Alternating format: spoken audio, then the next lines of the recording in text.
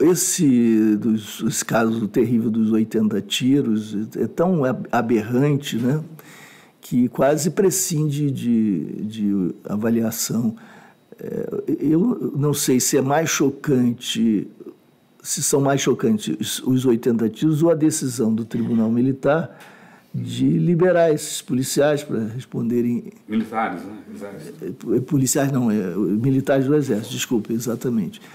O Superior Tribunal Militar, nós estamos falando de uma instância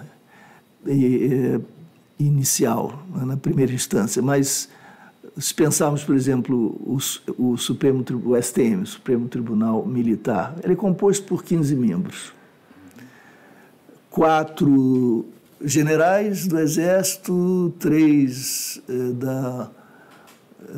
oficiais superiores, né, da Marinha e 3 da Aeronáutica. Então, são 10. Depois são 3 advogados com mais de 10 anos de atividade, conduta ilibada, elevado conhecimento jurídico, etc. E 2 que provêm da Procuradoria, do MP militar, do setor que cuida das questões militares, enfim. O que eu quero dizer é o seguinte: 10 desses juízes, para que nós entendamos como isso é inteiramente avesso ao Estado Democrático de Direito, 10 desses juízes são ainda oficiais na ativa.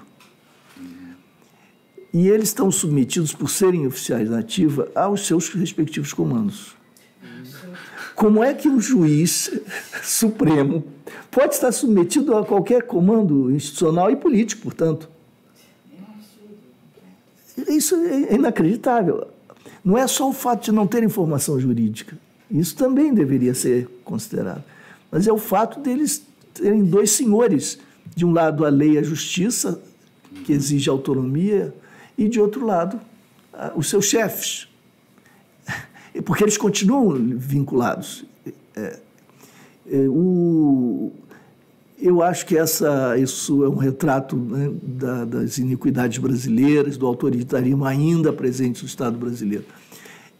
Nós tínhamos conseguido que os membros da Polícia Militar, ou quaisquer militares que matassem um civil, fossem julgados por a justiça de todos nós, justiça civil. Isso foi alterado recentemente. E essa alteração acaba agora fazendo com que os assassinos das 2 vítimas ali, do senhor que conduzia o carro, músico, né, e daquele outro senhor que coletava garrafas, coisas assim, que foi ajudá-lo, que os assassinos deles sejam julgados por uma justiça militar, porque nós temos essa justiça militar e porque houve o retorno, o recuo histórico, devolvendo esses casos ao juízo militar. Então, e com isso nós demos um passo para trás, é mais uma regressão, e nós estamos diante de um escandaloso resultado, que é sintoma de tudo isso. Sintoma da autorização de Bolsonaro para matar, sintoma da defesa da política de abate no Rio, sintoma desse ódio venenoso, tóxico, que deriva dos gestos, da linguagem corporal, das atitudes, dos discursos, das promessas do poder nas diversas instâncias. E, de outro lado, de uma justiça enviesada. Então, 80 tiros, essa demonstração feroz do absurda irracionalidade, isso é incompreensível. Além do que, eles não tinham nenhuma autorização legal, porque nós não estávamos sob uma garantia de lei e ordem, nem nós estávamos em espaços próprios do Exército, não tinham nenhuma autorização legal para atuarem como polícia ostensiva, para começo de conversa. Então, mesmo que fosse o carro roubado. Porque, observem aqui, mais um exemplo, Rodolfo, não é? Da importância de respeitar as leis. Se nós tivéssemos jeito de uma situação legal, polícia militar atuando no seu trabalho ostensivo, passa um carro e há suspeita de que aquele carro teria sido roubado. É aceitável em algum lugar civilizado do mundo que os policiais, então, suspeitando que aquele carro tenha sido carro de pessoas que roubaram o carro, que então os que estiverem no carro seriam fuzilados? Para que se recupere um veículo, essas pessoas são fuziladas, quem estaria no carro? Mesmo que fossem os assaltantes de carro, eles serão fuzilados assim. E veja aqui o que acontece quando você autoriza que se fuzile assim, se fuzila assim. Com as consequências essas. E morrem as senhoras e pais de família, assim, como são tantos os casos. Isso, e o policial, nesse caso, os membros do Exército, soldados, dirão, ué, não é para fazer isso? Não é isso que vocês querem que a gente faça? Estamos limpando a sociedade. Houve um coronel, comandante-geral da Polícia Militar, que há alguns anos no Rio de Janeiro disse que a Polícia Militar era como um inseticida social, a eliminar os insetos, a tutameia social. Triste, não é para rir, né? Então, e sobre a Marielle, é um enigma, eu não consigo entender.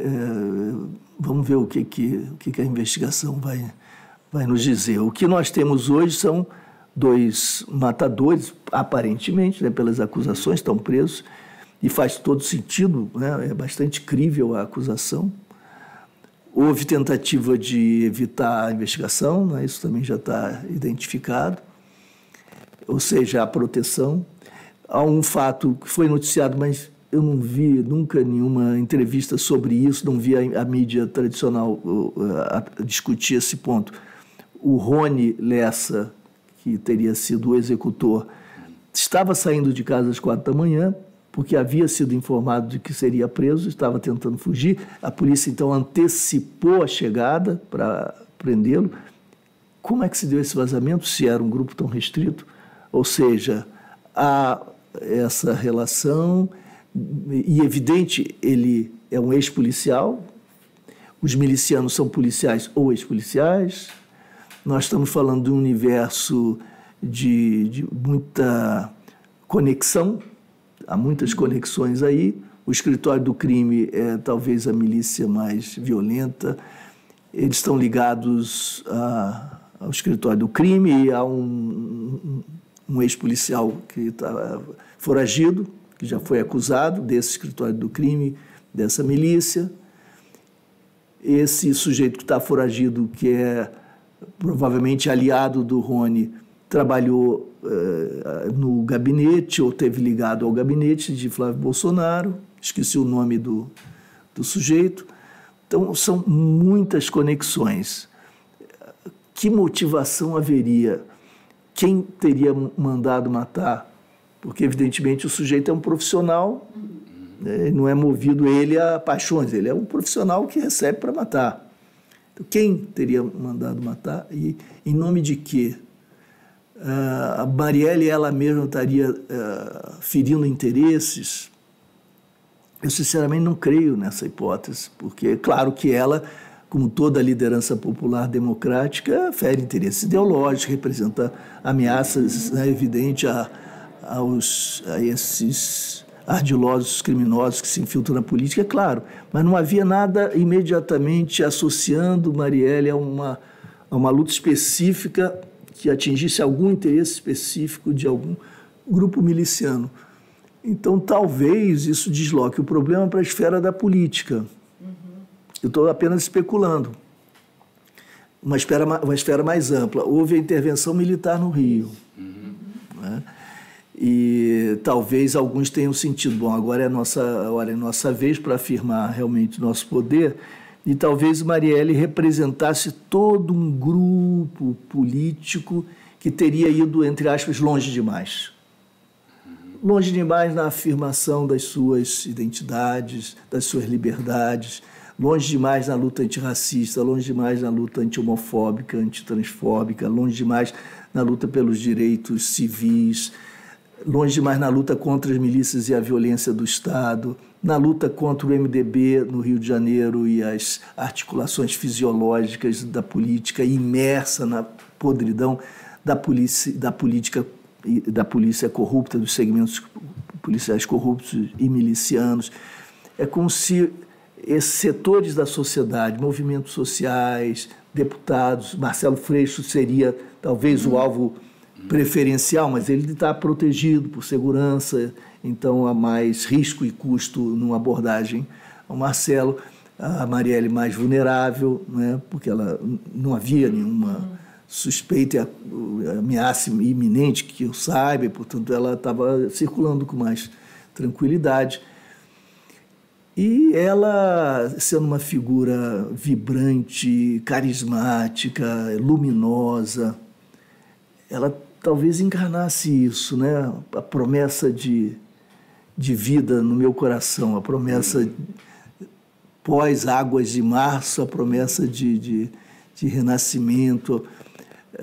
E talvez houvesse, então, por parte de lideranças políticas, a intenção de dizer, olha, acabou, chega, tem um limite. E esse é o ponto final. O ponto final é a morte de Marielle e o Anderson, por consequência, por estar junto, né? Era fulgurante Marielle, né? Era assim, não sei se vocês conviviam com ela, mas era uma figura cada vez mais iluminada. Então, tristíssimo, né?